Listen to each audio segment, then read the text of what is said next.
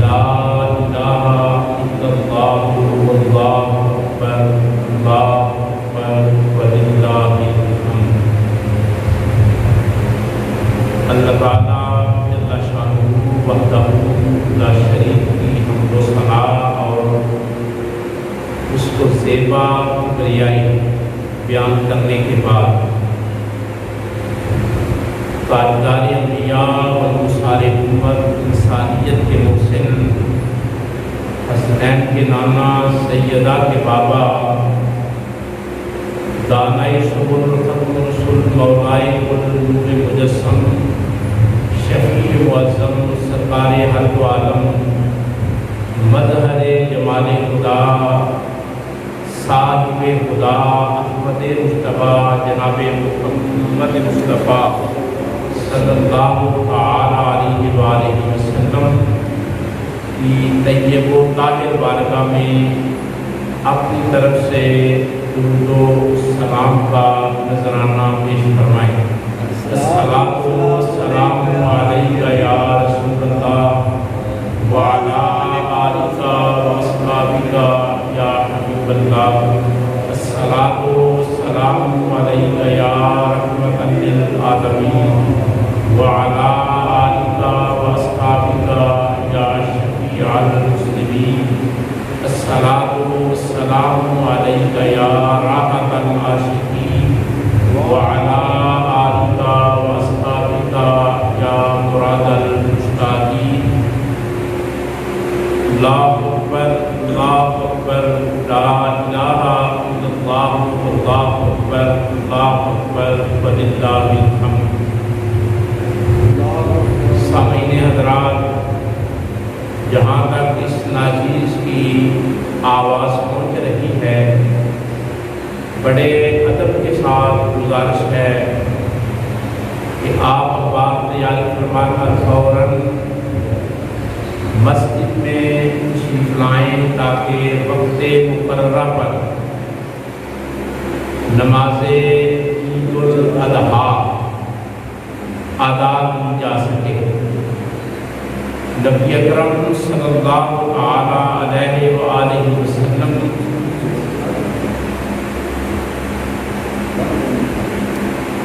تاجدار انبیاء احمد مجتبیٰ جناب محمد مصطفیٰ صلی اللہ تعالیٰ علیہ وآلہ وسلم نے ارشاد فرمایا کہ عید الاضحیٰ کی نماز جلدی ادا کرو۔ اسلام بڑا خوبصورت اور فطرتی دین ہے جو مسائل نبی اکرم صلی اللہ علیہ وسلم نے یا شریعت مطہرہ میں بیان فرمائے ہیں، ان سارے مسائل کے اندر ہزار حکمتیں ہیں۔ مثال کے طور پر سرکار دو عالم صلی اللہ تعالیٰ علیہ وآلہ وسلم نے ارشاد فرمایا کہ عید الاضحیٰ جلدی ادا کرو۔ آج کی عید کی نماز، بڑی عید کی نماز، عید بقرہ کی نماز جلدی ادا کرنے کا حکم ہے۔ جس رسول محتشم پر ہم ایمان رکھتے ہیں، جس تاجدار انبیاء صلی اللہ علیہ وسلم کی وجہ سے ہم ایمان والے ہیں، جن کا کلمہ پڑھ کر ہم مسلمان ہوئے ہیں، اس پاک نبی نے عید الاضحیٰ بڑی عید کو جلدی ادا کرنے کا حکم ارشاد فرمایا۔ اب ظاہر ہے شارع نے، صاحب شریعت نے جو مسئلہ بیان کیا ہے، جو حکم دیا ہے، اس کے اندر ہزار حکمتیں ہیں، دانائیاں مخفی ہیں اور راز پوشیدہ ہے۔ اب یہ ذمہ داری ہماری بنتی ہے کہ اپنے پاک پیغمبر صلی اللہ علیہ وسلم کے پاک حکم کے مطابق اس نماز کو جلدی ادا کریں، تاکہ وہ حکمتیں اور وہ راز اور وہ حقائق اور وہ اسرار جو دین کے اندر رسول اللہ صلی اللہ علیہ وسلم نے دیکھ کر بیان فرمایا، وہ راز، وہ اسرار، وہ برکتیں، وہ عزتیں اللہ تعالیٰ ہم سب کو عطا فرمائے۔ ایک حکمت یہ بھی ہے کہ یہ نماز جلدی ادا کرو کہ قربانی والی عید ہے۔ قربانی کرنے کا مسئلہ ہے اس عید پر، تو رسول اللہ صلی اللہ علیہ وسلم نے ٹائم کو بچاتے ہوئے، وقت کا لحاظ رکھتے ہوئے کہ قربانی پر کافی وقت لگتا ہے، لوگوں نے قربانیاں کرنی ہوتی ہیں، ٹائم سیونگ اسکیم پر عمل کرتے ہوئے، ٹائم بچاتے ہوئے رسول اللہ صلی اللہ علیہ وسلم نے کہ لوگوں کو قربانی کرنے کا زیادہ موقع ملے۔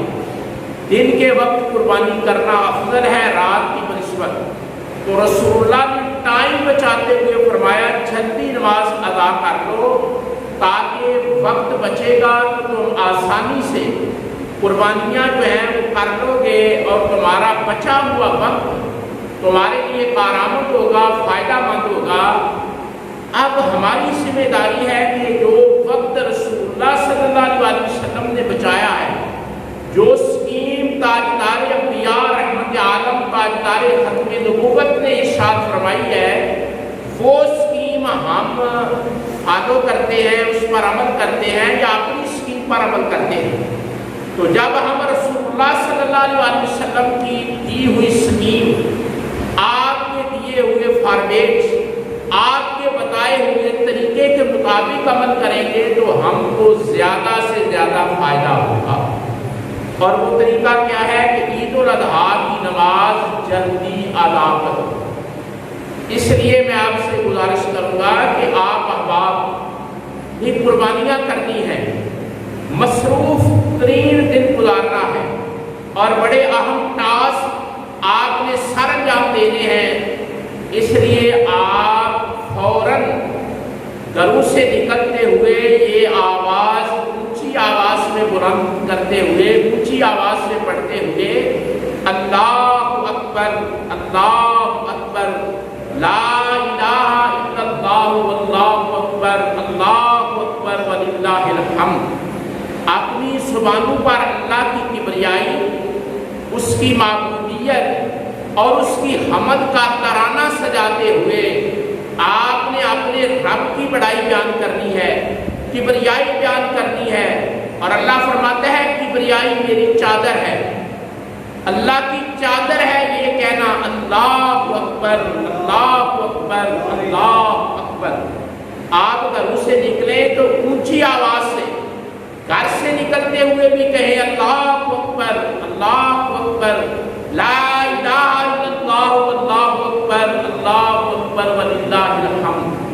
راستے میں باتیں کرنے کی بجائے آپ یہی کلمات دہراتے نکلیں اللہ اکبر اللہ اکبر لا الہ الا اللہ واللہ اکبر اللہ اکبر وللہ الحمد۔ جب آپ یہ کلمات پڑھتے ہوئے، یہ تکبیرات کہتے ہوئے مسجد کی طرف آئیں گے تو جو درخت راستے میں آئے گا وہ درخت گواہ بن جائے گا، جس زمین سے آپ چل کر آئیں گے وہ زمین گواہ بن جائے گی، جس پتھر سے آپ گزر کر آئیں گے وہ پتھر گواہ بن جائے گا، جن در و دیوار سے گزر کر آئیں گے وہ در و دیوار گواہ بن جائیں گے کہ فلاں بندے نے عید الاضحیٰ کے دن اللہ کی کبریائی کو بیان کیا اور اپنی زبان سے کہا لا الہ الا اللہ لا الہ الا اللہ اکبر اللہ اکبر لا الہ الا اللہ اللہ اکبر اللہ اکبر وللہ الحمد۔ اس میں آپ کا فائدہ ہے،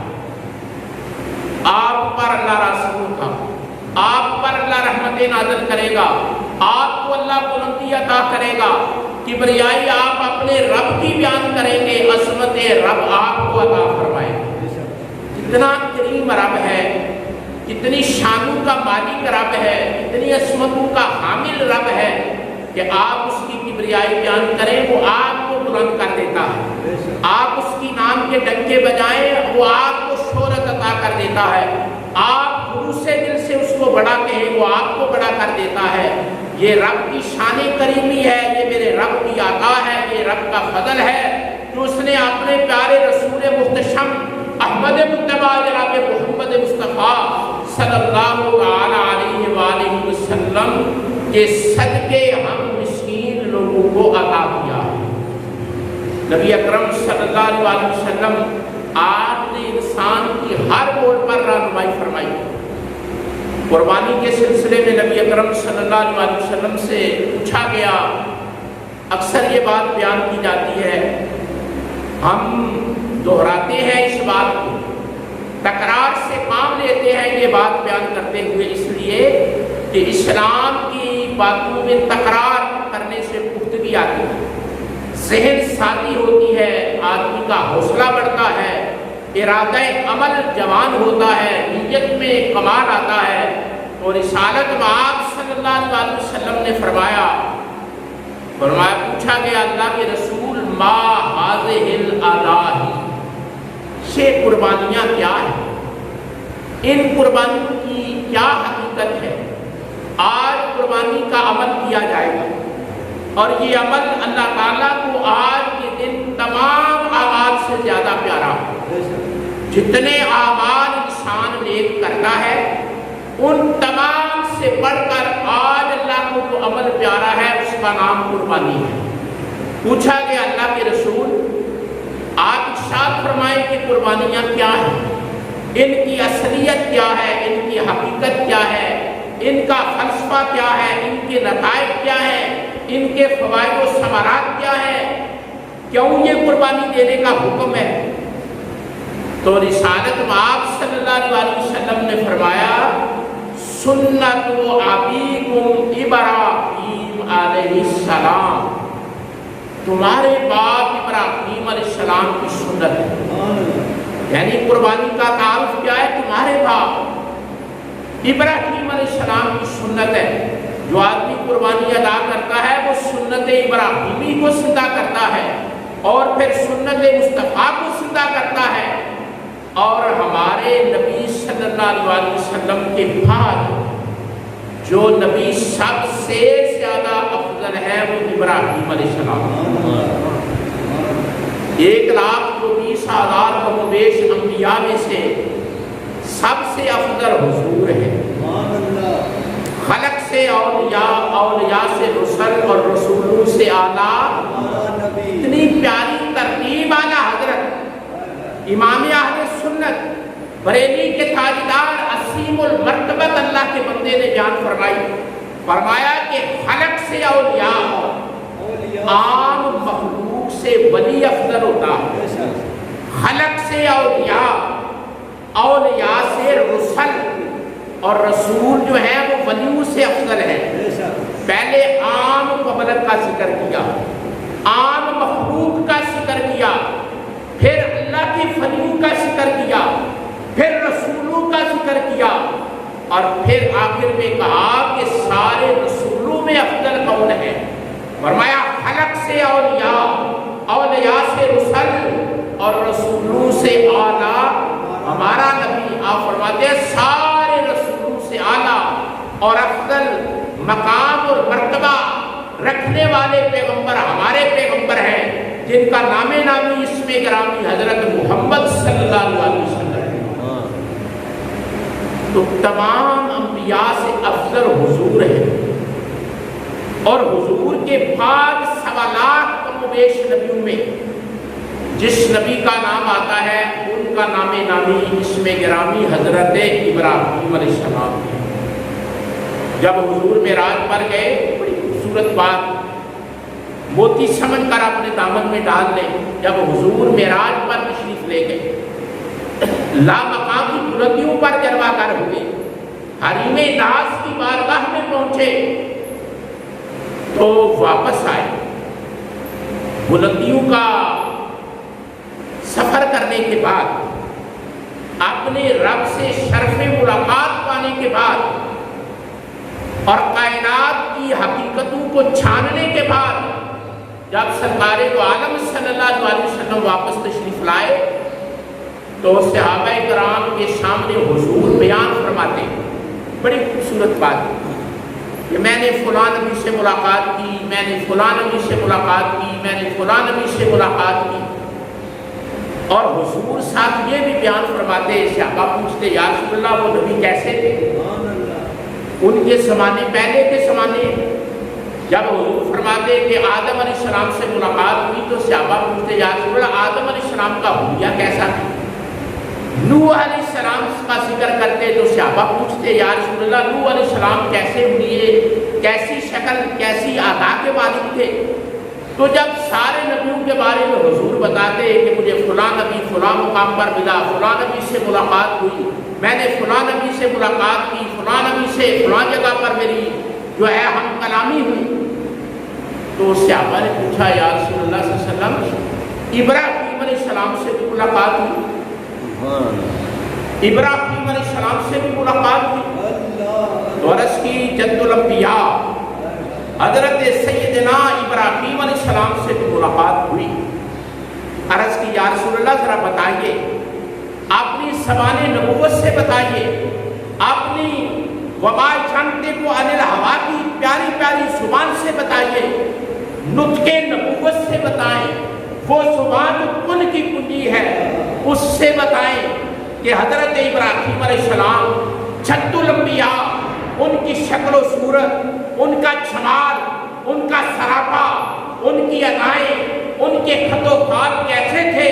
تو رسالت مآب صلی اللہ علیہ وسلم نے فرمایا اگر تمہیں خواہش ہو، تمہارا جی چاہتا ہو کہ ابراہیم علیہ السلام کے خط و خط، نقش و نگار، حلیہ، سراپا اور جسم کے اعضاء، ان کی سجاوٹ و بناوٹ کو دیکھوں تو فرمایا مجھ مصطفیٰ کو دیکھ لیا کرو، فرمایا مجھ مصطفیٰ کو دیکھ لیا کرو، اپنے رسول کو دیکھ لیا کرو، مجھ محمد صلی اللہ علیہ وسلم کو دیکھ لیا کرو، تو تمہیں پتہ چل جائے گا کہ ابراہیم علیہ السلام کو اللہ نے کیا شکل اور صورت عطا فرمائی تھی۔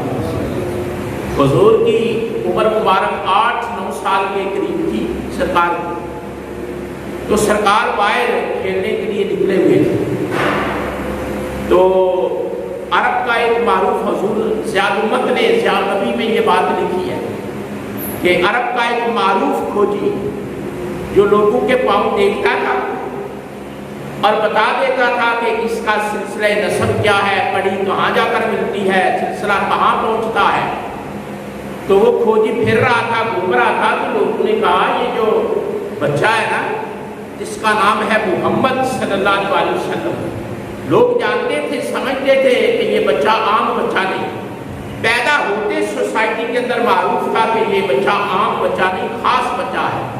ان کی ادائیں، سرکار کے طریقے، حرکات و سکنات، اٹھنا بیٹھنا، کیلو کات، یہ ساری باتیں بتاتی تھی کہ عام نہیں بلکہ خاص ہے۔ تو لوگوں نے کہا اس بچے کا پاؤں دیکھیں، توجہ کرنا، اور وہ پاؤں جو کعبے کے اندر نصب پتھر پر جو پاؤں کا نشان ہے نا اس کو دیکھیں اور ہمیں بتائیں کہ کیا یہ اپنے آپ کو کہتے ہیں کہ میں ابراہیم علیہ السلام کی نسل سے ہوں، تو کیا یہ حقیقت ہے؟ اس کھوجی نے رسول اللہ کا 8-9 سال کی عمر میں ریت میں پاؤں لگا کر دیکھا، ریت کے اندر ریت کو بھگو کر اس کے اندر حضور کا پاؤں لگایا اور حضور کے پاؤں کا نقشہ دیکھا، حضور صلی اللہ علیہ وسلم کے پاؤں کی حیت دیکھی، صورت دیکھی، شکل دیکھی، اور اس کے بعد سارے لوگوں کو لے کر وہ حرم میں گیا اور اس نے جا کر کہا یہ جو حرم کے اندر پتھر پر پاؤں کا نشان ہے وہ نشان حضرت ابراہیم علیہ السلام کے پاؤں کا ہے، کہا یہ پاؤں اور اس بچے کا پاؤں ایک ہی سلسلے کے پاؤں ہیں۔ اس لیے حضور نے فرمایا کہ قربانیاں کیا ہیں؟ باہذہ الآداء، قربانیاں کیا ہیں؟ فرمایا سنت ابیکم ابراہیم علیہ السلام، تمہارے باپ ابراہیم علیہ السلام کی سنت ہے۔ تو اصحاب رسول جو تھے انہوں نے عرض کی حضور ان کی تو یہ سنت ہو گئی، یادگار ہو گئی، ما لنا فیہا، ہمارے لیے اس میں کیا، ہمیں قربانی کرنے سے کیا ملے گا؟ تو حضور نے فرمایا ہر بال کے بدلے، ہر بال کے بدلے اللہ تمہیں حسنہ نیکی عطا فرمائے، آپ بکرا سیوا کرتے ہیں، کیا آپ اس کے بال گن سکتے ہیں؟ کوئی کمپیوٹر ایسا ہے جو بکرے کے بال گن دے؟ کوئی کمپیوٹر ایسا ہے جو گائے کے بال گن دے؟ کتنی عظمت ہے رسول اللہ کی بات میں، کتنا کمال ہے سرکار دو عالم صلی اللہ علیہ وسلم کی بات میں کہ آپ نے فرمایا قربانی کا جانور جو ہے، پوچھ رہے ہو ہمارے لیے کیا ہے؟ فرمایا ہر بال کے بدلے اللہ قربانی کرنے والے کو نیکی عطا فرمائے گا۔ صحابہ نے عرض کی یا رسول اللہ، تو جو اون ہے اس کے بال باریک ہوتے ہیں، دمبے کے بال، چھترے کے بال باریک ہوتے ہیں، اون باریک ہوتی ہے، یا رسول اللہ اون کا بھی یہی حکم ہے، صوف کا بھی یہی حکم ہے؟ فرمایا ہاں اس کا بھی یہی حکم ہے۔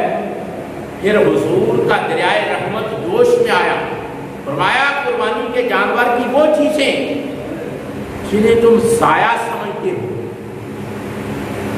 وہ چیزیں جو تمہیں ضائع لگتی ہیں، مثال کے طور پہ پاؤں سے اترنے والے کھر آپ کے کام تو نہیں آتے۔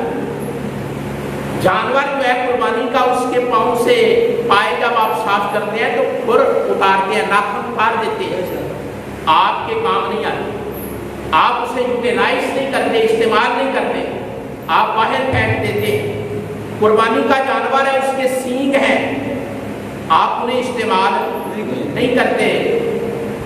اسی طرح نبی اکرم صلی اللہ علیہ وسلم نے بیان فرماتے ہوئے فرمایا کہ قربانی کا جانور قیامت کے دن جب لایا جائے گا پل صراط سے قربانی کرنے والے کو گزارنے کے لیے، تو وہ چیزیں جو تم نے سایہ سمجھی خدا انہیں بھی سایہ نہیں کرے گا۔ وہ کھر، وہ سینگ اور وہ کھال کوئی آدمی کھاتا ہے؟ بال کوئی آدمی کھاتا ہے؟ فرمایا بالوں سمیت، ناخنوں سمیت اور کھروں سمیت جانور لایا جائے گا، اور میدان محشر میں جو چیزیں آپ نے سایہ کی قربانی کی، اللہ تعالیٰ اس کو بھی آپ کے لیے اجر کا ذریعہ بنا کر پیش کرے گا۔ یعنی ہم نے سایہ کر دی، ہم کو استعمال نہیں کرتے، لیکن اللہ ان پر بھی اجر عطا فرمائے گا۔ اور پھر فرمایا کہ حضرت سعید بن ارقم راوی ہے اس حدیث کے، روایت کرتے ہیں کہ حضور نے فرمایا کہ آج کے دن، بڑی عید کے دن، سب سے افضل عمل، سب سے بڑا عمل جو ہے اللہ کو پسند ہے، پیارا ہے، وہ ہے احراقت دم، خون بہانا، خون، احراقت دم، احراق دم، خون کو بہانا۔ اللہ کو یہاں میں یہ بات عرض کروں گا، اللہ خود قرآن میں فرماتا ہے کہ جب تم جانور ذبح کرتے ہو تو سورہ حج کے اندر اس مسئلے کو اللہ نے بیان کیا ہے، فرمایا کہ تمہارے رب کو نہ گوشت کی ضرورت ہے نہ خون کی ضرورت ہے، لن ینال اللہ، فرمایا ہرگز نہیں اللہ پائے گا، کیا لحومھا ولا دماغ، گوشت اللہ نہیں چاہتا، گوشت کی اللہ کو ضرورت ہے، خون کی بھی اللہ کو ضرورت ہے، تو پھر اللہ چاہتا کیا ہے؟ اللہ کی ڈیمانڈ کیا ہے؟ اللہ کو پھر پسند کیا ہے؟ جانور بھی ذبح کرنا ہے، پیسے لگانے ہیں، خرچہ کرنا ہے، وقت دینا ہے۔ اللہ خون بھی نہیں چاہتا، اللہ گوشت بھی نہیں چاہتا، تو پھر اللہ چاہتا کیا ہے؟ فرمایا اللہ تمہارے دل کی کیفیت دیکھنا چاہتا ہے، تمہارے دل میں کیفیت کیا پیدا ہوتی ہے جب تم جانور قربان کرتے ہو؟ کیا سارے دن آپ یہ پلان بناتے رہے کہ گوشت کا کیا کرنا ہے؟ کیا آپ نے اپنے جذبات کو، اپنی سوچ کو، اپنے خیالات کو، اپنے ارادوں کو، اپنے اندر کے جہان کو، اپنے ذہن کو کیا اس بات پر لگایا کہ میں نے جو قربانی کرنی ہے اللہ نے میرا سسٹم کیا چیک کرنا ہے. آپ اتنے پیسے لگاتے ہیں قربانی پر, آپ کو یہ تو علم ہونا چاہیے کہ اللہ چیک کیا کرنا چاہتا ہے. اللہ یہ نہیں چیک کرے گا کہ کتنے من گوشت ہوا, اللہ یہ نہیں چیک کرے گا کہ جانور کتنا خوبصورت تھا. اللہ صرف یہ چیک کرے گا کہ جس آدمی نے جانور ذبح کیا ہے اس کا خیال کیا ہے, ارادہ کیا ہے. اگر وہ چاہتا ہے کہ اس قربانی کے ذریعے میں خدا کے قریب ہو جاؤں تو وہ قربانی قبول ہو جاتی ہے اور انسان کی زندگی خوبصورت ہو جاتی ہے. اور اگر اس کے یہی ارادے تھے کہ ہم نے گوشت بنانا ہے, گوشت رکھنا ہے, گوشت بچانا ہے, گوشت فلاں جگہ پہنچانا ہے, ایسے کرنا ہے, ویسے کرنا ہے, تو پھر اس آدمی کو کچھ حاصل نہیں ہوگا. فرمایا سورہ حج کے اندر کہ ہمیں تمہارے گوشت کی ضرورت نہیں, گوشت آپ کھا جائیں گے, خون کی ضرورت نہیں, خون نالیوں میں بہہ جائے گا. اے اللہ تو تمہیں ضرورت کیا ہے؟ فرمایا میں صرف تمہارے دل کا تقوی, خیال, سوچ, ارادہ دیکھنا چاہتا ہوں تاکہ تمہارے ارادے کی صفائی اور ستھرائی دیکھ کر میں تمہیں اجر عطا فرما دوں. میں بات کو سمجھانے کے لیے آپ کی خدمت میں عرض کرنے لگا ہوں. حضرت اسماعیل ذبح ہوئے تھے؟ نہیں. بڑی باریک بات ہے اور سیکھنے سے تعلق رکھتی ہے. جب آدمی قرآن مجید پڑھتا ہے تو سارا واقعہ اللہ نے قرآن مجید میں بیان کیا ہے. ان کی گردن پر چھری رکھی حضرت ابراہیم علیہ السلام, اپنے بیٹے کی گردن پر چھری رکھی اور چھری چلتی نہیں ہے, چھری کام نہیں کرتی. اور اللہ تعالیٰ نے جبریل علیہ السلام کو دمبا دے کر بھیجا کہ جاؤ اسماعیل کی جگہ پر یہ دمبا رکھو. اسماعیل ذبح نہیں ہوئے, حضرت اسماعیل ذبح نہیں ہوئے. ذبح ہونے والے کی نیت بھی صاف تھی, ذبح کرنے والے کی نیت بھی صاف تھی. یعنی یہ نہیں ہے کہ باپ کو حکم ہوا ہے تو بیٹا تیار نہیں, بیٹا بھی تیار ہے. باپ کو حکم ہوتا ہے, باپ بھی تیار ہوتا ہے. اکلوتا بیٹا 80-83 سال کی عمر میں ملا ہے, اکلوتے بیٹے کو ذبح کا حکم ملا, باپ تیار ہے. اور بیٹا جس نے قربانی دینی ہے, پیش ہونا ہے, وہ تیار ہے. اس لیے اقبال نے کہا تھا نا یہ فیضان نظر تھا یہ مکتب کی کرامت.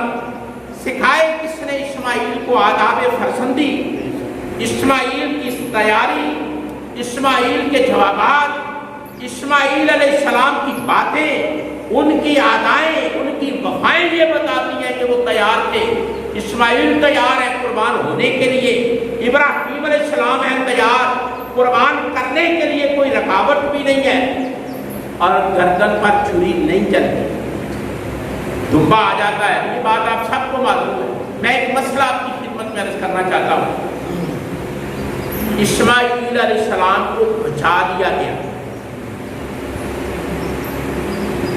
اسماعیل علیہ السلام کو بچا دیا گیا, ان کی جگہ دمبا پہنچا دیا گیا, دمبا ذبح ہو گیا. تکبیریں جو آج آپ پڑھیں گے اللہ اکبر اللہ اکبر, لا الہ الا اللہ اللہ اکبر اللہ اکبر وللہ الحمد, یہ پڑھ دی گئی. آسمان نے نظارہ دیکھ لیا, زمین نے نظارہ دیکھ لیا, حوروں نے, فرشتوں نے, مالا اعلیٰ کی مخلوق نے, خدا نے, کائنات کے ذرے ذرے نے یہ نظارہ دیکھ لیا کہ باپ اللہ کے حکم پر اللہ کو راضی کرنے کے لیے بیٹا ذبح کر رہا ہے. سارا کچھ ہو گیا. اللہ نے ابراہیم علیہ السلام کے بیٹے کو بچا لیا. بتاؤ سمیع اللہ بنے ہیں یا نہیں؟ ذبح نہیں ہوئے. مسئلہ اگر آپ غور کریں گے تو بڑی اہم بات ہے. ذبح نہیں ہوئے لیکن سمیع اللہ بنے, اللہ کے نام پر ذبح ہونے والے. سمیع اللہ ان کا نام ہے. حضرت اسماعیل علیہ السلام کا لقب ہے سمیع اللہ, اور حضور نے خود بیان فرمایا اسماعیل علیہ السلام کی اس لقب کو حضور نے خود بیان فرمایا، فرمایا میں 2 ذبیح اللہ کا باپ ہوں، بیٹا ہوں۔ فرمایا میرے باپ عبداللہ بھی ذبیح اللہ، ان کا لقب بھی ذبیح اللہ، حضرت عبداللہ کا، حضور کے والد گرامی کا لقب بھی عبداللہ کا ذبیح اللہ ہے، اور حضرت اسماعیل علیہ السلام کا لقب بھی ذبیح اللہ ہے۔ حضور نے فرمایا میرے 2 باپ ذبیح اللہ ہیں، اسماعیل علیہ السلام کی میں نسل سے ہوں، ان کا نام بھی ذبیح اللہ ہے، اور حضرت عبداللہ میرے باپ ہیں جن کی پشت سے میں نکل کر کائنات میں آیا ہوں، وہ بھی ذبیح اللہ ہے۔ حضرت ابراہیم علیہ السلام کے بیٹے اسماعیل ذبیح اللہ ہے، ذبح ہوئی ہے؟ ذبح بولے ذبح، لیکن ذبیح اللہ ہیں۔ قرآن کہتا ہے کہ ان کی اس عمل کو ہم نے قبول کر دیا۔ اس کی کیا وجہ ہے کہ گردن پر چھری نہیں چلی، ذبح نہیں ہوئے، لیکن ذبیح اللہ کہا جاتا ہے۔ اس کی وجہ کیا ہے؟ اس کی وجہ یہ ہے کہ ان کی نیت، ان کی للہیت، ان کے خلوص، ان کے عشق، ان کی محبت میں کوئی کمی نہیں تھی۔ اللہ نے اس کو قبول فرما کر قیامت تک کے لیے اسماعیل علیہ السلام کو ذبیح اللہ قرار دیا، اور یہ سرٹیفکیٹ ہے قربانی کی قبولیت کا۔ ذبیح اللہ جیسے ہی آدمی کہتا ہے تو فوراً ذہن میں یہ بات آتی ہے کہ وہ آدمی جو اللہ کے حکم پر باپ نے ذبح کیا، ذبح نہیں ہوئے۔ اور اس میں بھی ہزارہا حکمتیں ہیں۔ اگر ابراہیم علیہ السلام کے بیٹے ذبح ہو جاتے، قیامت تک بیٹے ذبح کرنے کا حکم دیا جاتا، مشکل کام تھا۔ اگر ابراہیم علیہ السلام کا تو جگر تھا، پہلی صاحب کو مکمل کر رہا، ابراہیم علیہ السلام کو تو اللہ تعالیٰ نے جگر عطا کیا تھا، حوصلہ عطا کیا تھا، انہوں نے بیٹا قربان کر دیا۔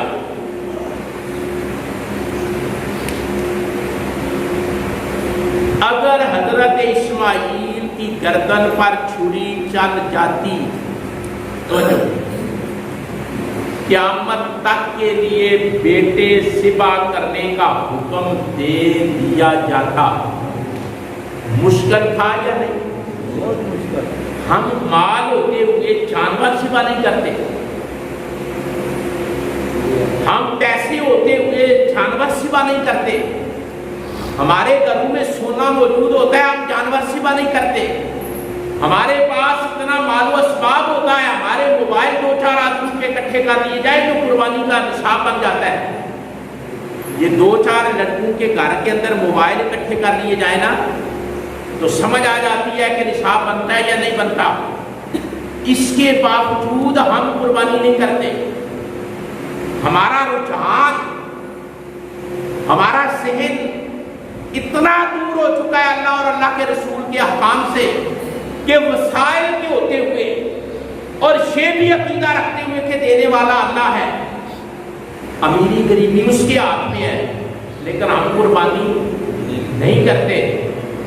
اگر میں کہتا ہوں، علماء نے لکھا ہے کہ اگر اسماعیل علیہ السلام ذبح ہو جاتے، قیامت تک کے لیے یہ حکم دے دیا جاتا کہ ہر آدمی ہر سال بیٹا ذبح کرے گا۔ مسئلہ مشکل تھا یا نہیں مشکل تھا؟ اللہ تعالیٰ کے حکم میں ایک یہ راز بھی تھا، فرمایا ابراہیم تمہاری محبت سچی ہے، تمہارا خلوص سچا ہے، تمہارا عشق سچا ہے، تمہارا اخلاص مکمل ہے، تمہاری للہیت میں کوئی شک نہیں، ہم اس کو قبول کرتے ہیں اور اس کو کنورٹ کرتے ہیں تنبے میں، اور اس کو بھی فدیہ قرار دیتے ہیں، اور قیامت تک کے لیے اہل محبت کے لیے یہ حکم دے دیتے ہیں کہ اگر کوئی محبت کا دعویٰ کرنے والا ہو، جہان عشق کو آباد کرنے والا ہو، اخلاص اور للہیت کا مظاہرہ کرنے والا ہو، تو وہ بیٹا قربان نہ کرے، لیکن محبت کی دنیا پیدا کر کے جانور قربان کرے۔ اللہ جس طرح ابراہیم علیہ السلام کو صلہ دے گیا، اسی طرح جانور ذبح کرنے والے کو بھی صلہ عطا فرما دے۔ بات سمجھ رہے؟ اس لیے حضور نے حکم دیا، فرمایا اپنے جانور سے انس پیدا کرو۔ کیا کرو؟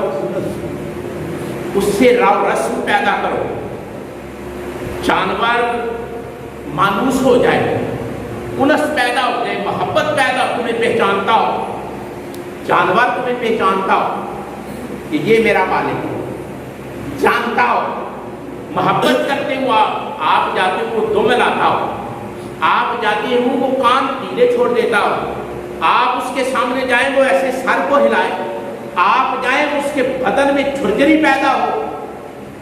جب آپ جانور سے مانوس ہو جائیں گے اور جانور آپ سے مانوس ہوگا تو کیا ہوگا؟ جب اس کی گردن پر چھری چلے گی نا، تو اللہ نے انسان کے اندر یہ چپ رکھی ہوئی ہے کہ جس چیز سے وہ مانوس ہوتا ہے، محبت ہوتی ہے، اس کے سایہ ہونے پر، اس کے جانے پر، اس کے سبا کرنے پر اس کو تکلیف ہوتی ہے، آنسو نکلتا ہے، جذبہ بنتا ہے، ایک درد جنم لیتا ہے۔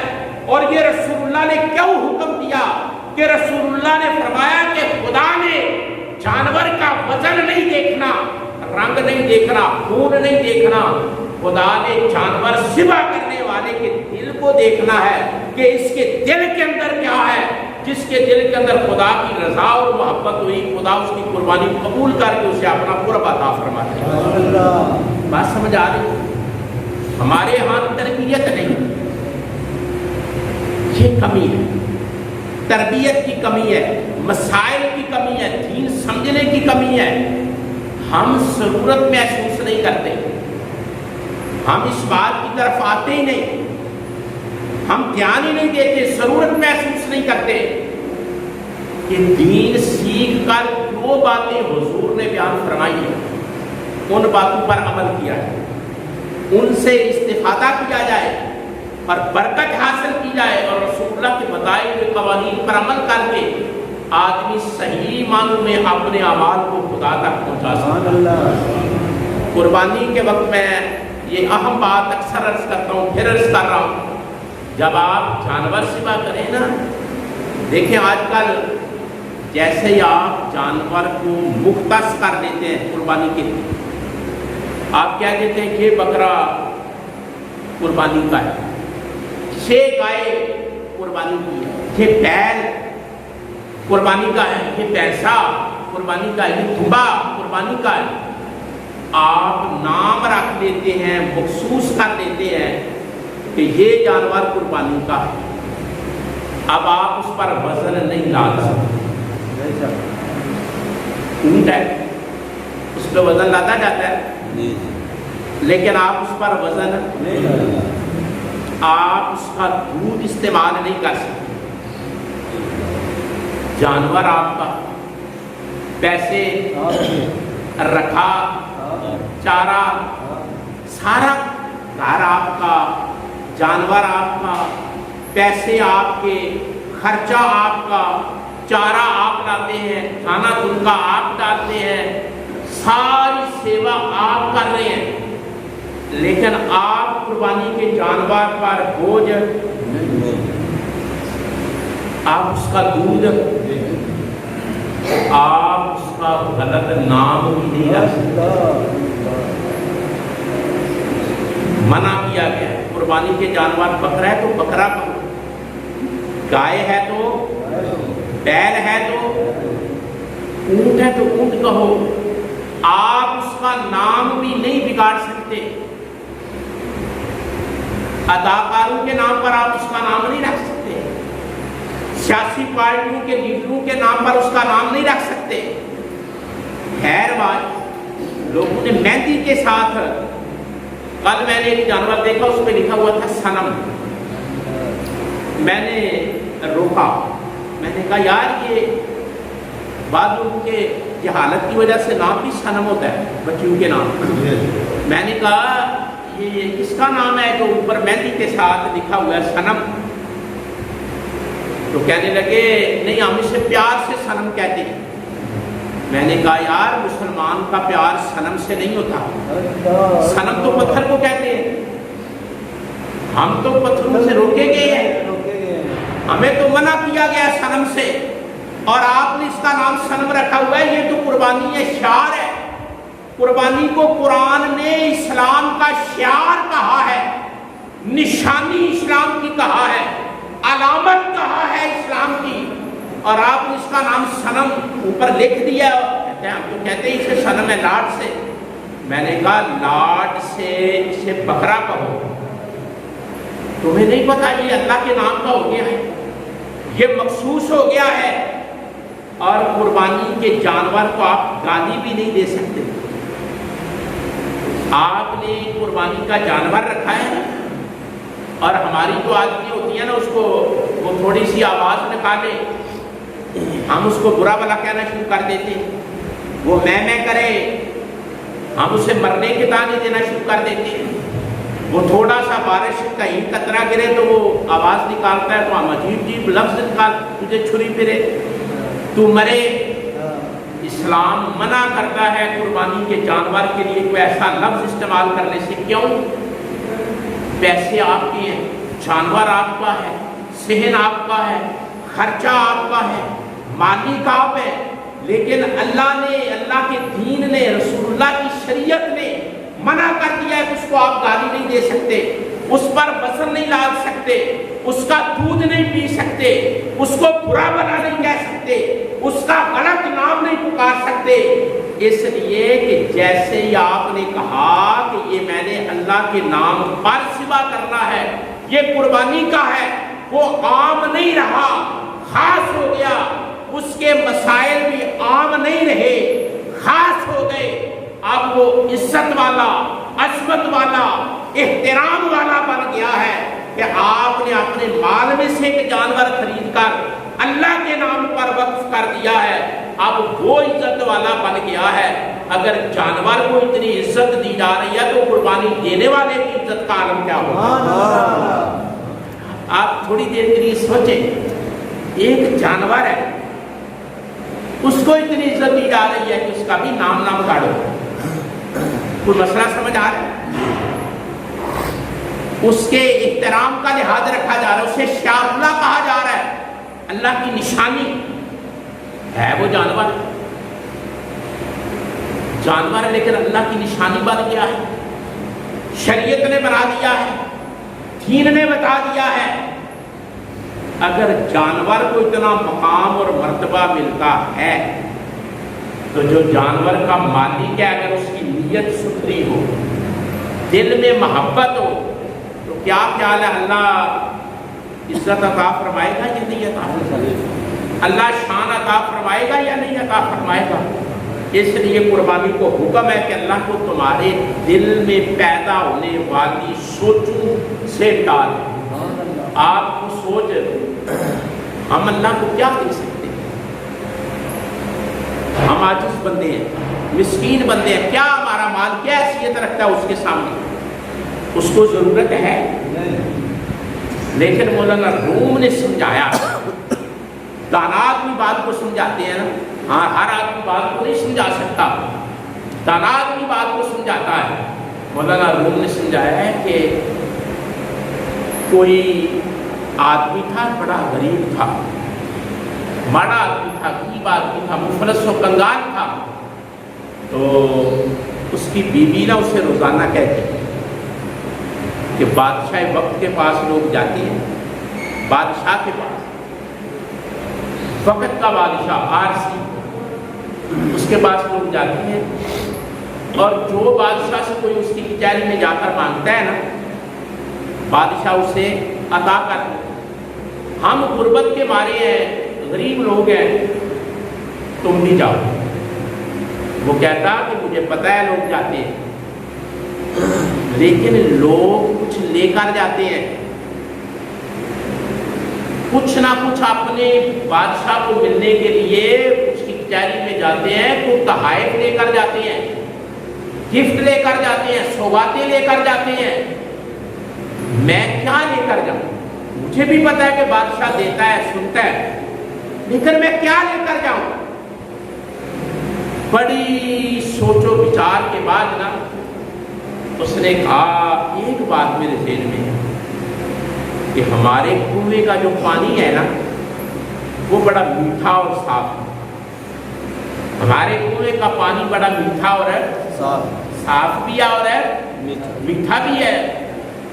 मैं गढ़ा लेता हूँ कोरा कर अनटच, उसमें अपने कुएं का साफ और मीठा पानी डालता हूँ, बंद करता हूँ। बादशाह ने ऐसा पानी नहीं पिया होगा, इतना साफ और मीठा पानी बादशाह ने नहीं पिया होगा, और मैं ये पानी का घड़ा तोहफा ले जाता हूँ। उसकी बीवी ने कहा बिल्कुल ठीक। उसने घड़ा बंद किया, पानी का भरा, उसको ऊपर से बांधा और सर पे उठा लिया और बादशाह जहाँ रहता था उसके महल की तरफ चल पड़ा। तो वो काफ़ी सफ़र था, मौलाना रूम लिखते हैं मसनवी के अंदर कि काफ़ी सफ़र था। जब वो रास्ते में चलता, गुबार उड़ता, आंधी जाती, हवा चलती, मट्टी उड़ती, उस घड़े के ऊपर जमती जाती। पानी ठंडा था, गर्म हो गया, ऊपर से बंद था, ताजगी खत्म हो गई, बासी हो गया।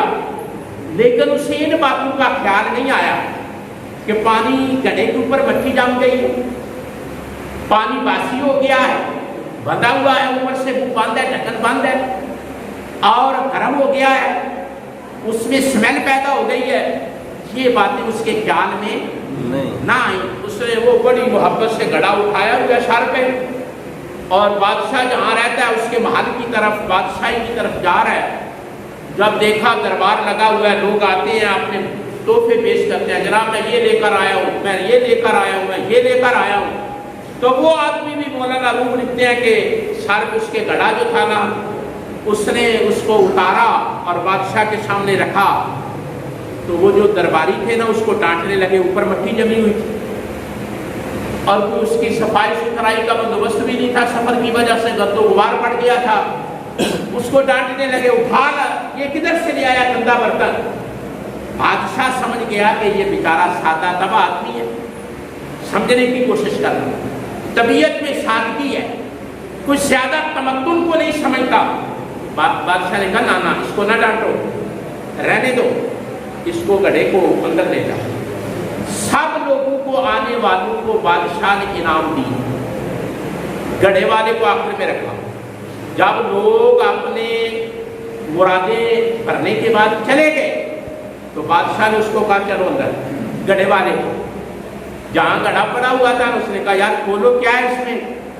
उसने कहा बादशाह सलामत, मिस्कीन आदमी हूँ, दूर से आया हूँ, ज़रूरतमंद हूँ, लोग आते हैं आपके दरबार में पेश करते हैं चीज़ें, मेरे पास कुछ नहीं था तो मैंने अपने सेहन के कुएं से मीठा और साफ पानी जो कभी आपने नहीं पिया होगा खालिस लेकर आया। बादशाह ने कहा चलो खोलो। जैसे उसका ढक्कन उठाया, कपड़ा खोला, ढक्कन उठाया ना तो उससे स्मेल आ रही थी और बादशाह ने पानी को झांक कर देखा, उससे वो स्मेल आ रही, बू आ रही थी और पानी भी गर्म था और उसकी शफाफियत में भी फर्क आ चुका था और बाहर मट्टी जमी हुई थी। बादशाह ने कहा अच्छा तो ये आप इस वजह से लाए हैं कि मैंने ऐसा पानी नहीं? हाँ इसलिए लाया।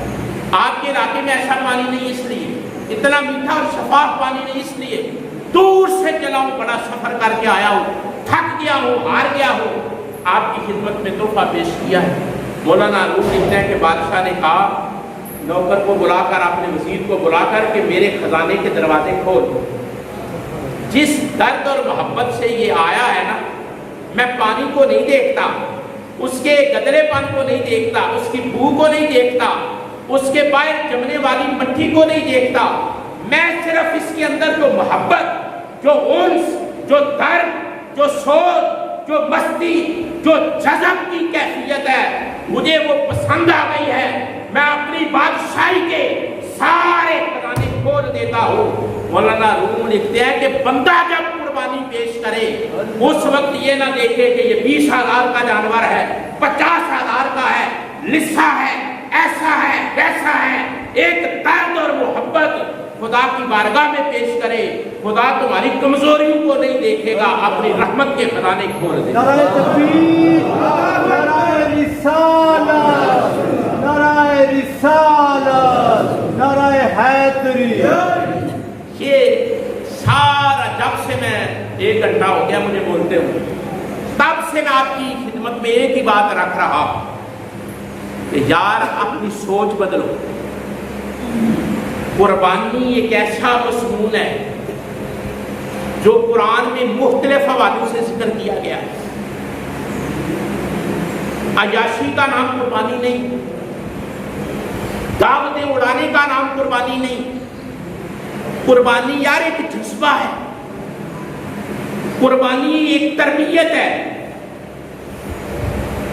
قربانی ایک کیفیت ہے، قربانی ایک سوغات ہے اللہ کی طرف سے جو بندے کے اندر وہ جذبہ پیدا کرنا چاہتا ہے۔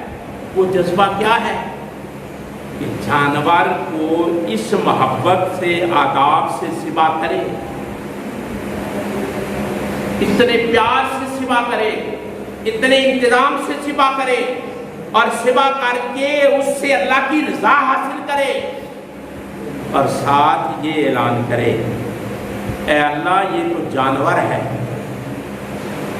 تیرے دیے ہوئے مال میں سے میں نے خریدا ہے اور تیرے حکم پر قربان کر رہا ہوں، اگر تیرے دین پر وقت آئے تو میں اپنی جان بھی قربان کرنے کے لیے تیار ہوں۔ جو آیت میں نے پڑھی تھی نا خطبہ کے اندر، وہ اللہ نے خود اپنے نبی کو سکھائی ہے، خود تعلیم دی ہے۔ فرمایا قل، آپ فرما دیں، ان صلاتی، بے شک میری نماز، ونسکی، میری قربانی۔ آپ نے جانور کے علاوہ بھی کبھی زندگی میں کوئی قربانی دی ہے؟ چلو جانور کی پریکٹس تو ایک ہے نا، یہ ہماری روایت ہے۔ قربانی اللہ آپ کے بدن میں، خیال میں، ذہن میں، دل میں اس کو پروموٹ کرنا چاہتا ہے کہ آپ جانور کے علاوہ بھی کبھی قربانی دیتے ہیں، اور سب سے مشکل قربانی معاف کرنا ہے۔ سب سے مشکل قربانی کسی کو وہ قربانی اس بات کی انا، انسان کو انسان بنانے والی قربانی۔ آدمی اپنی انا، ضد، ہٹ درمی، بغض، کینہ، اس کو جب قربان کر دیتا ہے، چھوڑ دیتا ہے، دل صاف کر لیتا ہے۔ اللہ صرف بکرے تک آپ کی قربانی نہیں رکھنا چاہتا، اللہ تو بکرے اور گائے کے ذریعے ایک جذبہ کریٹ کرتا ہے، ایک ماحول کریٹ کرتا ہے، آپ کے جسم اور روح میں جنریٹ کرتا ہے اللہ ایک کیفیت کو کہ یہ بندہ تیار ہو جائے قربانی دینے کے لیے۔ اس کو ملک کے لیے قربانی دینا پڑے تو دے گا، دین کے لیے قربانی کرنا پڑے تو کرے گا، یہ تن من دھن قربان کرے گا۔ یہ جذبہ اللہ قربانی کے ذریعے لوگوں میں پیدا کرنا چاہتا ہے۔ سمجھ آ رہی ہے بات؟ اس لیے اقبال کہتا ہے بڑی غریب و سادہ اور رنگی ہے داستان حرم، غریب و سادہ اور رنگی ہے داستان حرم۔ اقبال کہتا ہے یہ جو تمہارے تک اسلام پہنچا ہے، دین پہنچا ہے، کعبہ پہنچا ہے، یہ ایک قربانیوں کی داستان ہے، ایک سیریز ہے قربانیوں کی۔ اس کو کراس کر کے آپ تک یہ باتیں قرآن پہنچا ہے۔ کیا سمجھتا ہے اسلام آسان پہنچا ہے؟ حضرت بلال نے مارے نہیں کھائے، صحابہ نے جنگیں نہیں لڑی، قربانیاں نہیں دی، گھر نہیں چھوڑے، وطن نہیں چھوڑے، بیٹے قربان نہیں کیے، بیٹوں نے باپ کو سوا نہیں کیے حضور کی خاطر۔ غریب و سادہ اور رنگی ہے داستان حرم۔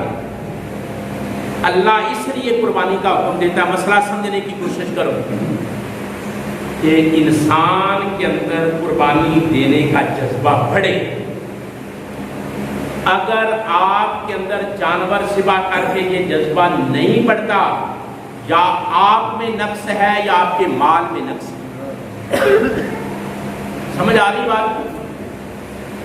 اگر قربانی کا جانور سوا کرنے کے بعد بھی آپ میں تبدیلی نہیں لاتی، تو دو باتوں میں سے ایک بات ضرور ہے، یا مال آپ کا خراب ہے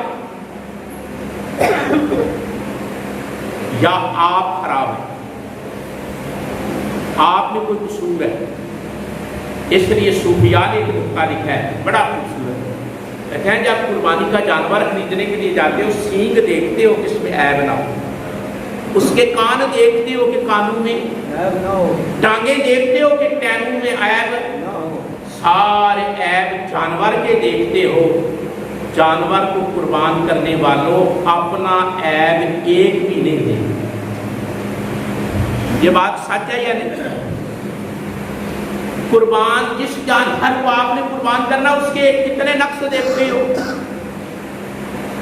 عیب دیکھتے ہو نا، اس میں یہ عیب نہ ہو، کان ٹھیک ہوں، مسئلے خون پر بھی پوچھتے ہو، سینگ ٹھیک ہوں، پاؤں ٹھیک ہوں، بدن ٹھیک ہو، گوشت ٹھیک ہو، لاگر نہ ہو، پلا ہوا ہو، ساری چیزیں دیکھتے ہو۔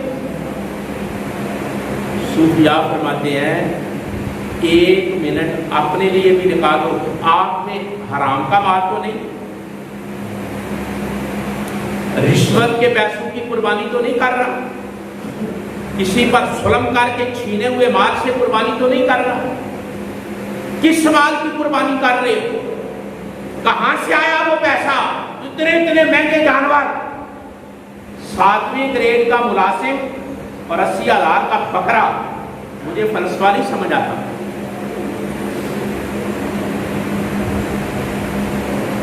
کہاں سے یہ چڑھاوے آ رہے ہیں؟ جانور کے عیب جہاں دیکھتے ہو، اللہ کے اہل محبت، اللہ کے بندے فرماتے ہیں اپنے عیب بھی دیکھو، اپنے عیب بھی دیکھو گے، جانور کے عیب بھی دیکھو گے، قربانی کے قریب ہو جاؤ۔ یہ مسئلہ سمجھنے سے تعلق رکھتا ہے یہ نہیں رکھتا؟ اسی طرح جب میں 1-2 منٹ میں وائنڈ اپ کرتا ہوں، آپ کی موج آپ آئیں یا نہ آئیں، جتنے بھی آپ پڑھ لیں گے، ایک تو مسئلہ ضروری ہے، جب آپ جانور ذبح کرتے ہیں خدا کے لیے جس کی قربانی ہے وہ پاس کھڑا ہو، اپنی چدراہٹ کو 2 منٹ کے لیے پیچھے کر دے، اپنی کاٹن کو 2 منٹ کے لیے پیچھے کر دے، اپنے سٹیٹس کو 2 منٹ کے لیے پیچھے کر دے، عاجز بندہ بن کر یا خود ذبح کرے یا ذبح ہوتے ہوئے اس کے پاس کھڑا ہو۔ نبی پاک نے اپنی بیٹی کو حضرت فاطمہ کو یہ حکم دیا، فرمایا میری بیٹی جب قربانی کا جانور ذبح کرو تو پاس کھڑے ہونا، اعلیٰ عورت ذبح نہیں کرتی، فرمایا آپ پاس کھڑے ہونا۔ عرض کی ابا جان ٹھیک ہے، کیا ہوگا؟ فرمایا بیٹی قربانی کے جانور کا خون زمین پر گرنے سے پہلے اللہ قربانی کرنے والے کے سارے گناہ معاف فرما دیتے ہیں۔ آپ اس وقت بھی پھوپھا میں کوکے کی نڑی منہ میں ڈالی ہوئی ہے، قربانی ہو رہی ہے چودھری صاحب کی، عجب تماشا ہے۔ حضرت فاطمہ سے بھی بڑھ کر کسی کا مقام اور مرتبہ ہے؟ حضرت سیدہ فاطمہ سے بھی بڑھ کر کوئی شان والا ہے؟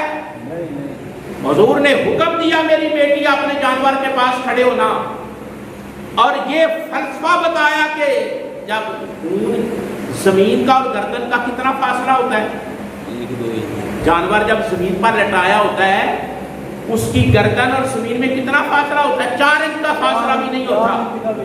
تو حضور نے فرمایا زمین پر خون گرنے سے پہلے قربانی کرنے والے کے سارے گناہ خدا معاف فرما دیتا ہے۔ کروڑوں سلام خاتون جنت کی روح کو، ذات کو، شان کو، آپ نے عرض کی ابا جان یہ صرف میرے لیے ہے کہ میں محمد کی بیٹی ہوں یا سب کے لیے؟ دریائے رحمت جوش میں آیا، فرمایا میرا کلمہ پڑھنے والا جو بھی قربانی کرے گا خدا اسے اسی طرح معاف کرے گا۔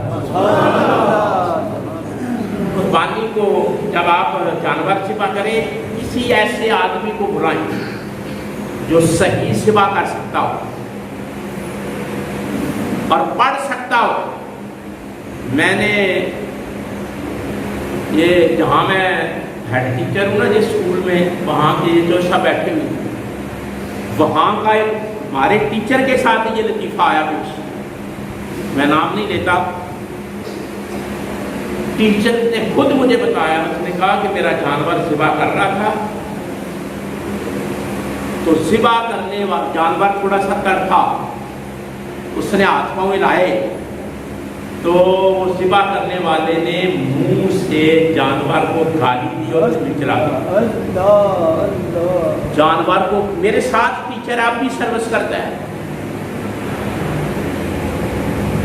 उसने कहा जानवर को ज़िबा कर रहा था, उसने टांगे हिलाई, तड़पा, डरा, छुरी देखकर, इसलिए छुरी फौरन सामने करने का होगा। तो उसने तकबीर पढ़ने की बजाय जानवर को गाली भी मुझे उसने बताई कि ये गाली उसने जानवर को दे दी और छुरी। आप बताओ क्या हुक्म है? मैंने उसको शरीयत का हुक्म बताया, मैंने कहा वो जानवर आप नहीं खा सकते, जिस पर अल्लाह का नाम ना लिया जाए, वो हाँ कुर्बानी का ही जानवर हो, उसका खून निकाला जाए, अल्लाह का नाम ना लिया जाए, उस जानवर को आपने तवज्जो देनी है कि जो आपका जानवर ज़िबा करने वाला आदमी है, क्या वो उसे बहुत ऊंची आवाज से पढ़े बिस्मिल्लाह अल्लाह, और जो पकड़ने वाले हैं वो भी कहें, जब वो कहेंगे ना पकड़ने वाले घर वाले, वो कहेंगे बिस्मिल्लाह अल्लाह अकबर, तो ज़िबा करने वाले की अकल भी ठिकाने आ जाएगी। ये सारे पढ़ रहे हैं, मैंने भी पढ़ना है, और जो मालिक है कुर्बानी का वो भी पढ़े बिस्मिल्लाह अल्लाह अकबर, और जब कुर्बानी हो जाए फिर गूंज पड़ जाए अल्लाह अकबर ला इलाहा इल्लल्लाह अल्लाहु अकबर वलिल्लाहिल हम्द। कुर्बानी एक जज्बे के साथ है। और आफिस साहब तुसी मैनू इशारा करना है कि मैं रुकना है, वरना 2 दिन भी मैं लगा रहा मैनू तो कोई नहीं, लेकिन इशारा तुसी करना, कोरम पूरा हो गया तो मैंने दसना है। मेरी तरफ देखा, कुर्बानी एक जज्बे से, गोश्त भी एक जज्बे से तकसीम कर, गोश्त भी एक कोशिश करें, खुद भी खाने की इस्लाम चाहता है, खुद भी खाने और उनको भी तोहफे के तौर पे भी गोश्त दें, मिस्कीनों को ज़रूरत के मुताबिक दें, दोस्तों को तोहफे के तौर पे दें, ये सारे इस्लाम के तरीके हैं। और एक मैं और आपकी खिदमत में बात अर्ज़ करूँ, एक मसला, कुछ लोग कुर्बानी करते हैं, अगर 7 आदमी किसी कुर्बानी में शरीक है, बड़ी कुर्बानी गाय में बैल में 7 आदमी शरीक है, 6 लोगों की नीयत है कुर्बानी करने की, और एक आदमी की नीयत है कि चलो यार इससे पूरे नहीं हो रहे, ये मुझे गोश्त दे देना 7वां हिस्सा, सबकी कुर्बानी जाया हो जाए। हर आदमी की नीयत हो कुर्बानी की। एक और हालत भी चल रही है, ये देखने में आई है कि कुर्बानी में लोग इकट्ठे होते हैं तो बाद दफ़ा 5 हिस्से हो जाते हैं, 6 हिस्से होते हैं, फिर चौधरी मेहरबान होते हैं, पाँच दिन यार हो जाना 7वां हिस्सा ना 1000 सारे पाओ तो रसूलुल्लाह के नाम ही कर सकते, चंदे लैके रसूलुल्लाह की कुर्बानी करनी। ये वो बातें मैं करता हूँ जो देखता हूँ, सुनता हूँ, मेरे पास मसले आते हैं। 5 बंदे होए ने ना वाकया, 5 बंदे हो गए कुर्बानी, 2 नहीं होंगे पे, वो फिर सलाह करन दे सिर जड़, और चल यार तू इन्ने पैसे पा, मैं इन्ने पैना, वो फलाना इन्ने पाता, एक कुर्बानी नबे पाक के नाम की कर। सरकार तुहाड़ियां मजबूर कुर्बानियां की जरूरत है।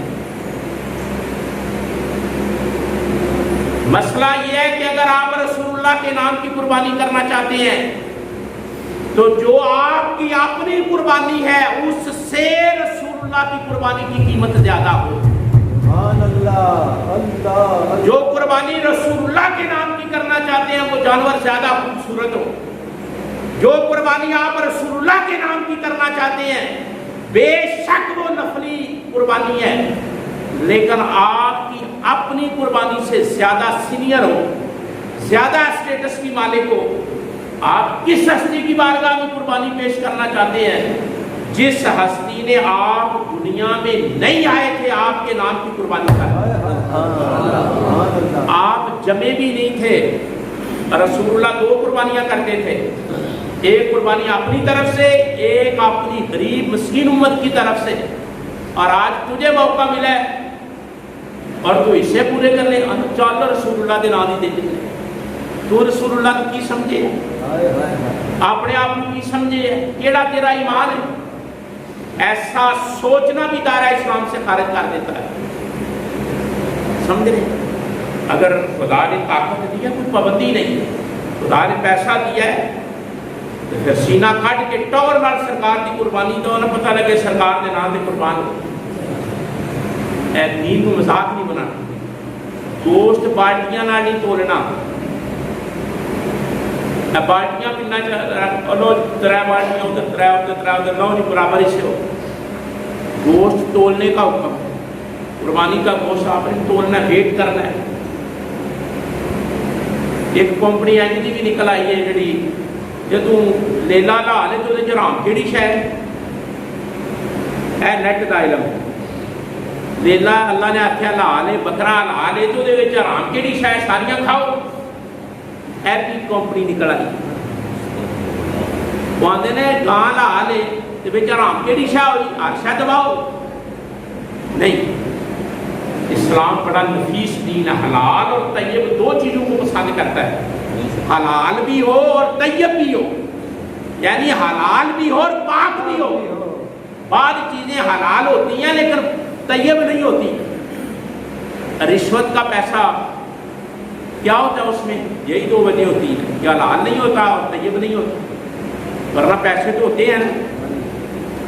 آج کل نیٹ پہ فتنہ چلا ہے، وہ آتے نے لیلا جو لا لے تو کوئی شے حرام نہیں، دل کرتا ہے پھر میں کہا اندرا بھی کھاؤ، گوبر بھی کھاؤ بھی تو بیچی، ایسی جہالت پھیلی ہوئی۔ اسی طرح بھینس کی قربانی کے بارے میں فتنہ چلا ہوا ہے، لوگوں کو گمراہ کیا جا رہا ہے۔ بھینس کی قربانی بھی جائز ہے،